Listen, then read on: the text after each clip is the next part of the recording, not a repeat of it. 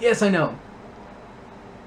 A few days late, but the fact that this movie made 70 million fucking dollars, exceeding expectations, this is something to talk about. This is going to be my review for Pitch Perfect Parte 2, starring Anna Kendrick, Rebel Wilson, insert other Bella people here, along with John Michael Higgins and Elizabeth Banks.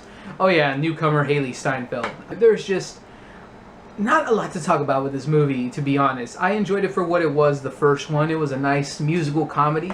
Anna Kendrick, I mean, she's fucking adorable, and I just, before things get creepy, I would just say she's just a great actress and beautiful and all that other good stuff. So yes, we move on from there. And she proved it yet again here. She's adorable, she's awesome, she's badass, and she can sing and whatnot. Rebel Wilson, she's the Australian Melissa McCarthy. She has a lot of energy. She has a lot of things to say that she's fat over and over again.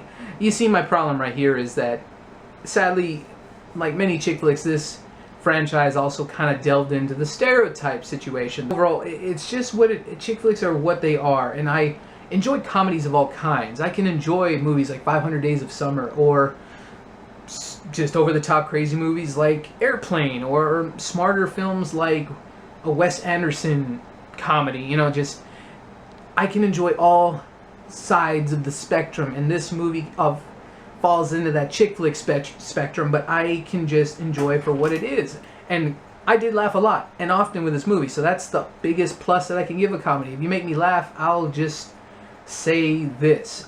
With this movie though, it's arguably, back to the referring to the writer, it's arguably some of the laziest writing I've seen in a while. It is unfortunate because when you have a sequel, that gives you opportunities to expand upon your characters. And aside from Anna Kendrick and Rebel Wilson's character and Hailee Steinfeld's character, I mean, there really is no development whatsoever with any other characters besides those three.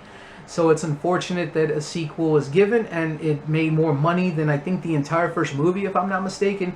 And yeah, I mean, just deportation jokes from the Guatemalan chick, lesbian jokes from the gay black chick. I mean, I'm not being an asshole or offensive. I really am not. That's what the joke was.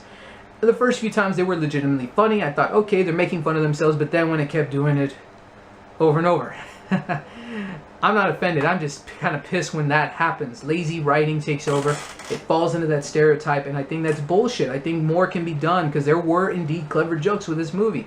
Keegan-Michael Key's character, who is the boss to Anna Kendrick for an intern position that she takes on in this movie, fucking hilarious, very clever, very funny. But then when we revert back to the Bellas and the characters and whatnot, it was just very bland and very stereotypical. And it's just like, well, fuck me. Yeah, they're gonna just keep doing the same crap over and over again, aren't they? And I guess the main thing to talk about when it comes to the Pitch Perfect movies at this point is the singing. Was it good? I mean, I'm not a music critic by any stretch of the imagination, but everybody sang pretty damn well in this. Whether they were cameo actors thrown in the mix, or whether they're legit musicians that were thrown into the mix. There were some legit musicians in this film that cameoed as well, and good for all of them, because they all did a damn good job. I very much enjoyed a lot of the music set pieces going on, especially the throwdown that happens between all the different music groups in this movie. So that was arguably the most fun I had with the movie overall. But the downfall is it falls in the chick flick category, or just in any category when it comes to lazy writing.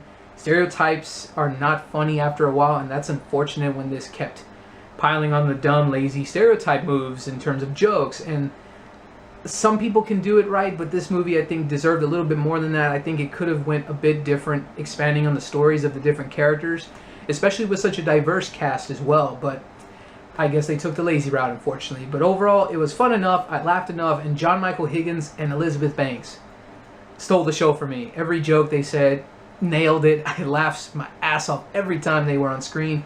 And Elizabeth Banks, good job. I know you'll never see this video, but solid directorial debut, especially getting a $70 million opening, because that's fucking insane.